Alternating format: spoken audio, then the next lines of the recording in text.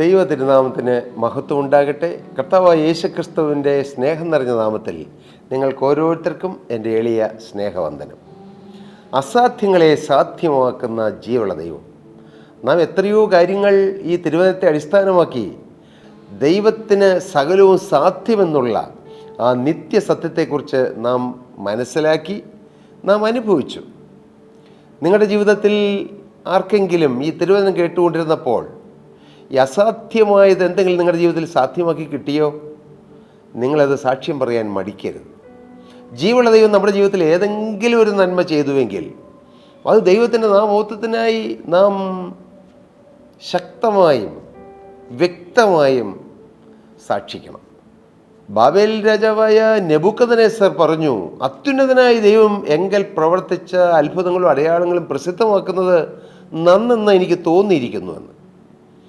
ഒരു ജാതീയ രാജാവിന് അങ്ങനെ തോന്നിയെങ്കിൽ നമുക്ക് ദൈവമക്കളായി നമുക്ക് എത്രത്തോളം തോന്നണം, പോരാ നാം എത്രത്തോളം ആഗ്രഹിക്കണം യേശുവിനെ സാക്ഷിപ്പാൻ. പോകട്ടെ പ്രിയരെ, നാം ചിന്തിച്ചു വരികയാണ്. ഇനിയും കുറേ കാര്യങ്ങൾ നമുക്ക് ചിന്തിക്കേണ്ടതുണ്ട്. ഏലിയാവ്, ശക്തനായ ഏലിയാവ്, ദൈവത്തിൻ്റെ കാര്യങ്ങൾ പ്രയോജനപ്പെട്ട ഏലിയാവ്, ദൈവത്തിൻ്റെ ഏലിയാവ്. സ്തോത്രം. ഏലിയാവിൻ്റെ ദൈവം എന്ന് നാം തിരുവചനത്തിൽ വായിക്കുന്നുണ്ട്. ഏലിയാവിൻ്റെ ദൈവം ഇല്ലേ? എൻ്റെ ദൈവം നാം പറയും, പക്ഷെ ദൈവം നമ്മെ നോക്കി പറയുമോ എൻ്റെ ഏലിയാവ്? നിങ്ങളുടെ ഓരോരുത്തരെയും പേര് വെച്ചുകൊണ്ട് പറയണം, എൻ്റെ ഇന്ന മകൻ, എൻ്റെ ഇന്നയാളെന്ന്. കർത്താവ് അത്രമാത്രം എൻ്റെ പ്രിയപ്പെട്ടവനെന്ന് പറയാൻ തക്കവണ്ണം ദൈവത്തിൻ്റെ ഏലിയാവിനെ പോലെ നാം തീർന്നിട്ടുണ്ടോ? നമുക്കതിനു വേണ്ടി ആഗ്രഹിക്കാം, അതിനു വേണ്ടി കൊതിക്കാം. ഏലിയാവിന് ശേഷം ഏലിയാവിൻ്റെ ആത്മാവിൻ്റെ ഇരട്ടിപ്പങ്ക് പ്രാപിച്ച എലീശ ഇതാ ശുശ്രൂഷയിലേക്ക് പ്രവേശിക്കുകയാണ്. ആ ശുശ്രൂഷയിലേക്ക് പ്രവേശിക്കുമ്പോൾ തന്നെ വളരെ ശക്തമായ പ്രവർത്തനങ്ങളാണ് ദൈവത്തിൻ്റെ പരിശുദ്ധാത്മാവോടെ ചെയ്യുന്നത്. കാരണം പരിശുദ്ധാത്മാവിൻ്റെ നിറവാണ്. പരിശുദ്ധാത്മാവിൻ്റെ നിറവ് എവിടെയുണ്ടോ അവിടെ ശുശ്രൂഷ അനുഗ്രഹമായിരിക്കും. പരിശുദ്ധാത്മാവിൻ്റെ നിറവ് എവിടെയുണ്ടോ അവിടെ അടയാളങ്ങൾ നടക്കും, അത്ഭുതങ്ങൾ നടക്കും, വീര്യപ്രവൃത്തികൾ നടക്കും, കൃപാവരങ്ങൾ വ്യാപരിക്കും. ഇതെല്ലാം നടക്കും. ഇന്ന് കൃപാവരങ്ങൾ നിങ്ങളുടെ കൂടിയൊരുവിൽ, നിങ്ങളുടെ കൂട്ടായ്മയിൽ, നിങ്ങളുടെ ചർച്ചിൽ വ്യാപരിക്കുന്നില്ലെങ്കിൽ കൃപാവരം നിന്നുപോയതുകൊണ്ടാണ് നിങ്ങൾ വിചാരിക്കരുത്. അപ്പോസ്തലന്മാരുടെ കാലത്ത് കൃപാവരങ്ങളൊക്കെ നിന്നുപോയും ചിന്തിക്കുന്ന ചില ആളുകളുണ്ട്. അല്ല പ്രിയരെ, പരിശുദ്ധാത്മാവ് ഉള്ളിടത്തോളം കാലം കൃപാവരങ്ങൾ ഉണ്ടാകും. പരിശുദ്ധാത്മാവിൻ്റെ പ്രവർത്തനം ഈ ഭൂമിയിൽ ഉള്ളിടത്തോളം കാലം കൃപാവരങ്ങളും ആത്മഫലങ്ങളെല്ലാം വെളിപ്പെട്ടുകൊണ്ടിരിക്കും. അത് ഒരു സ്പോണ്ടേനിയസ് ഔട്ട്ഫ്ലോ ഓഫ് ഹോളി സ്പിരിറ്റാണ്. പരിശുദ്ധാത്മാവിൻ്റെ പ്രവർത്തനം എവിടെയെല്ലാം വ്യാപരിക്കുന്നുവോ അവിടെ കൃപാവരങ്ങളും ആത്മഫലങ്ങളും വെളിപ്പെടും, സൗഖ്യങ്ങൾ വെളിപ്പെടും. കർത്താവിന് സ്തോത്രം. പരിശുദ്ധാത്മാവ് എന്നത്, ഞാനത് വില കുറച്ച് പറയുകയല്ല, ഒരു പാക്കേജാണ് എന്ന് കഴിഞ്ഞ ദിവസം ഒരു ദേവദാസൻ പറഞ്ഞു കേട്ടപ്പോൾ എനിക്ക് സന്തോഷം തോന്നി. അത് ഈ ഭൂമിയിലെ ഒരു നിസ്സാര വാക്കുകൊണ്ട് പരിശുദ്ധാത്മാവിനെ ഉപമിച്ചു എന്ന് നിങ്ങളാരും ചിന്തിക്കരുത്. പൂർണ്ണ ബഹുമാനം പരിശുദ്ധാത്മാവിന് കൊടുത്തുകൊണ്ടാണ് ഞാൻ ഈ വാക്കുകൾ പറയുന്നത്. ഒരു പാക്കേജാണ്. എന്താണ് അതിൻ്റെ അർത്ഥം? പരിശുദ്ധാത്മാവ് ഒരുവൻ്റെ മേൽ വന്നു കഴിയുമ്പോൾ ഈ പരിശുദ്ധാത്മാവ് ആ വ്യക്തിയിൽ ഇറങ്ങി നിന്നുകൊണ്ട് എന്തെല്ലാം ചെയ്യുമെന്ന് നമുക്ക് പറയാൻ കഴിയുകയില്ല. ഒരു മനുഷ്യന് ഊഹിക്കാൻ കഴിയുന്നതല്ല. പരിശുദ്ധാത്മാവ് ചിലപ്പോൾ രോഗസൗഖ്യമായി വെളിപ്പെടും.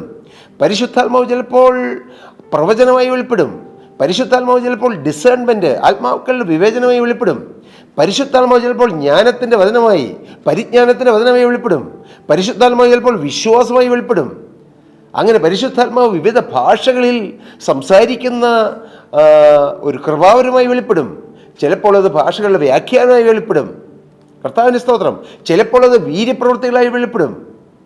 പരിശുദ്ധാത്മാവ് ഇഷ്ടം പോലെ വെളിപ്പെടും.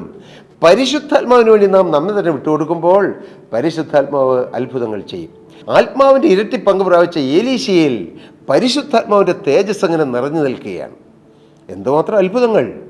മരിച്ച കുട്ടിയെ ഉയർത്തെഴുന്നേൽപ്പിച്ചു. കർത്താവിൻ്റെ സ്തോത്രം. കടബാധ്യതയാൽ ഞെരുങ്ങിക്കഴിഞ്ഞൊരു പാവപ്പെട്ട വിധവയെ എണ്ണ വിറ്റ് കടം തീർത്തുകൊള്ളുക എന്നുള്ള ആ ഒരൊറ്റ വചനം കൊണ്ട് അവളും അവളുടെ കുടുംബവും വർഷങ്ങൾ സുഖമായി ജീവിച്ചു. പരിശുദ്ധാത്മാവിൻ്റെ നിറവ് ജീവിതത്തിലുള്ള ഒരു ദൈവത്തിൻ്റെ ദാസൻ, ദൈവത്തിൻ്റെ വ്രതനിലൂടെ നമുക്കൊരു ദൂത് കിട്ടിയാൽ മതി, ഒരു വചനം കിട്ടിയാൽ മതി. ആ വചനത്തിൻ്റെ പ്രവർത്തനത്തിൻ്റെ വ്യാപ്തി, അതിൻ്റെ ആഴം എത്രയെന്ന് നമ്മുടെ ബുദ്ധിക്ക് ചിന്തിക്കാൻ കഴിയുന്നതല്ല. ഇപ്പോൾ നമുക്ക് എലീശ പ്രവാചകനിലൂടെ ദൈവം ഇതുപോലെ തന്നെ ഒരു അത്ഭുതം ചെയ്തത് നമുക്കൊന്ന് ശ്രദ്ധിക്കാം, വായിക്കാം. അതിനാധാരമായി രാജാക്കന്മാർ 2-ാം പുസ്തകം 4-ാം അധ്യായം 38-ാമത്തെ വാക്യം നമുക്ക് വായിച്ചു കേൾക്കാം. അനന്തരം, ഏതാണ് ഈ അനന്തരം? ശൂന്യംകാരിത്തിയുടെ മരിച്ച മകനെ ഉയർത്തെഴുന്നേൽപ്പിച്ചതിന് ശേഷം എലീശ ഗിൽഗാലിലേക്ക് പോയി. അതാണ് ഇവിടെ എഴുതിയിരിക്കുന്നത്. അനന്തരം എലീശ ഗിൽഗാലിൽ പോയി. അന്ന് ദേശത്ത് ക്ഷാമമുണ്ടായിരുന്നു. ക്ഷാമമുള്ള ഒരു ദേശത്തേക്ക് ദൈവം തൻ്റെ പ്രവാചകനെ അയച്ചു.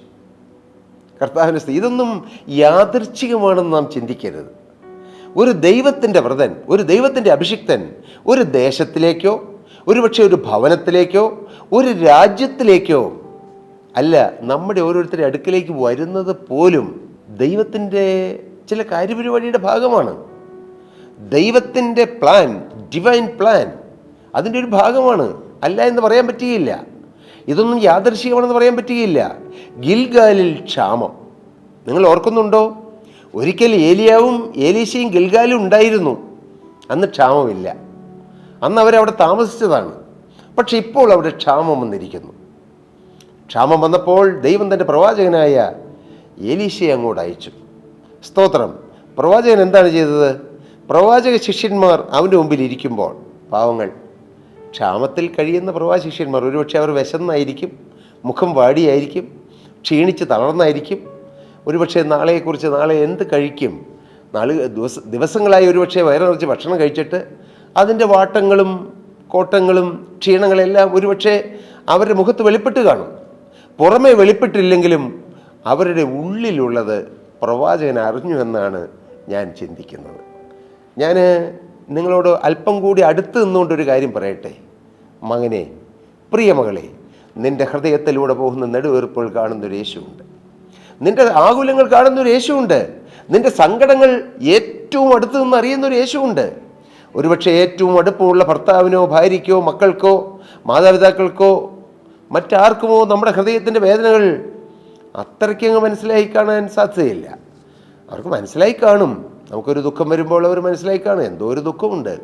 പക്ഷേ ആ ദുഃഖത്തിൻ്റെ ആഴം എത്രയെന്നോ ആ സങ്കടത്തിൻ്റെ കാഠിന്യം എത്രയെന്നോ മറ്റുള്ളവർക്ക് മനസ്സിലാകില്ല. പക്ഷേ യേശുവിന് മനസ്സിലാകും. യേശുവിൻ്റെ പരിശുദ്ധാത്മാവിൻ്റെ നിറവുള്ളവർക്കും ദൈവം മനസ്സിലാക്കി കൊടുക്കാം. സ്തോത്രം. പ്രവാചകൻ എന്തുകൊണ്ടോ അത് മനസ്സിലായി. പ്രവാചകൻ പെട്ടെന്ന് പറയുകയാണ്, അവൻ തൻ്റെ ബാല്യക്കാരനോട് പറഞ്ഞു, നീ വലിയ കലം അടുപ്പത്ത് വെച്ച് പ്രവാചക ശിഷ്യന്മാർക്ക് പായസം ഉണ്ടാക്കുക എന്ന് പറഞ്ഞു. ക്ഷാമമുള്ള സ്ഥലത്ത് നല്ല മധുര പാനീയമായ പായസം. അതേ പ്രിയരെ, ജീവനുള്ള ദൈവം എപ്പോഴും അങ്ങനെയാണ്. ക്ഷാമം മാറ്റി ക്ഷേമം തരുന്നവനാണ് നമ്മുടെ ദൈവം. ഇല്ലായ്മ മാറ്റി എല്ലാം ഉളവാക്കി തരുന്നവനാണ് ദൈവം. സ്തോത്രം.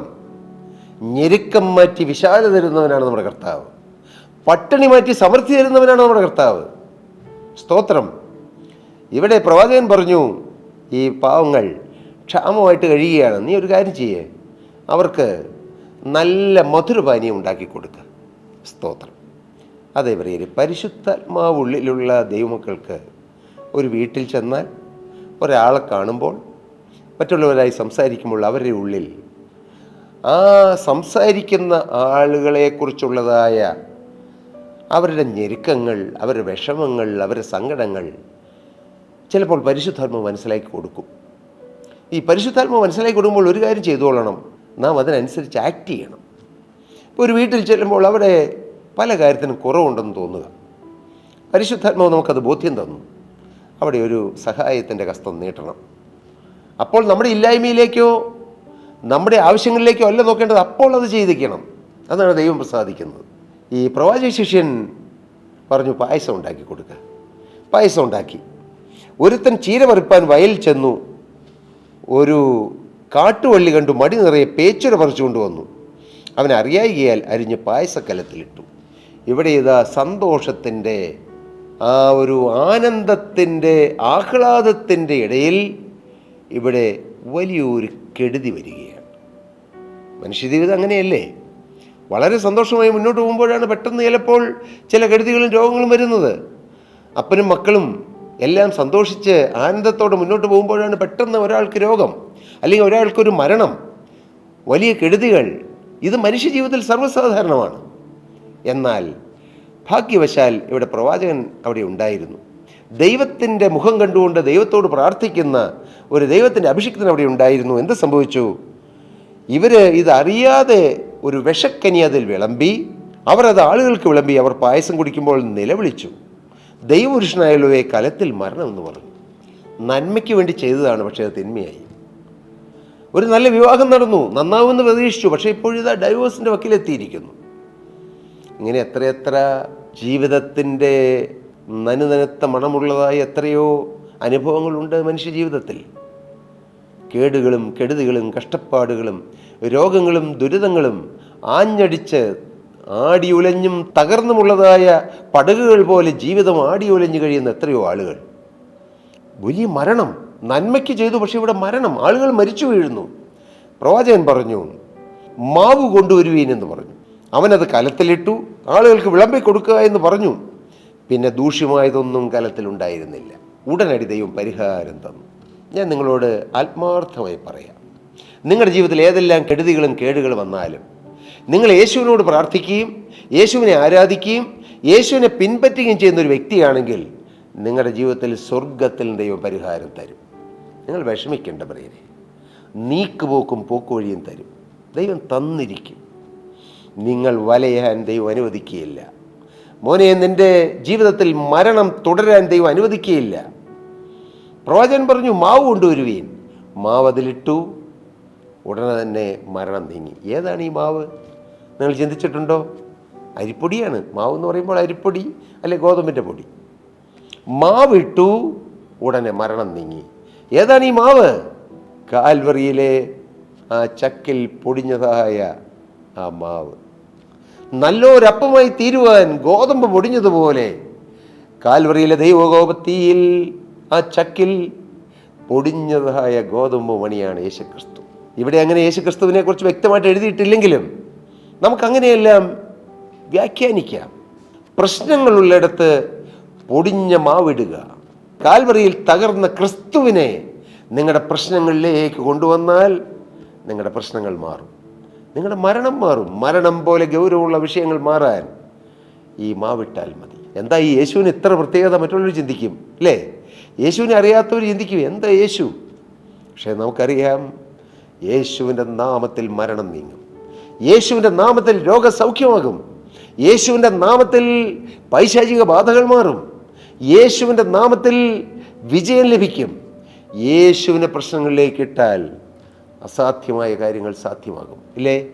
ഇവിടെ മരണം മാറാൻ സാധ്യതയില്ല. പക്ഷേ ഈ മാവിട്ടപ്പോൾ മരണം മാറി. എല്ലാവരും സന്തോഷത്തോടെ ആനന്ദത്തോടെ മധുരപായസം കുടിച്ച് അവർ ആനന്ദിക്കാൻ ഇടയായി.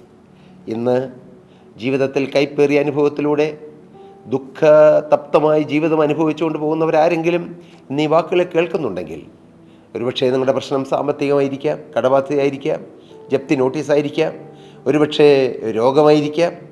അങ്ങനെ 100 പ്രശ്നങ്ങളുണ്ടല്ലോ മനുഷ്യ ജീവിതത്തിൽ.